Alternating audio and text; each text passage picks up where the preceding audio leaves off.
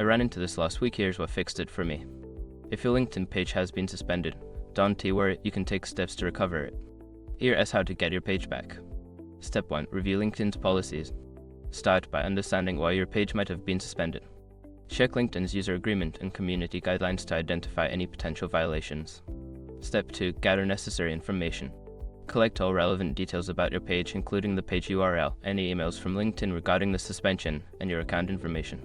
This will help you when you reach out for support. Step 3. Submit an appeal.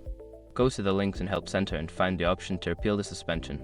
Fill out the form with the required information and explain why you believe the suspension was a mistake. Step 4. Monitor your email.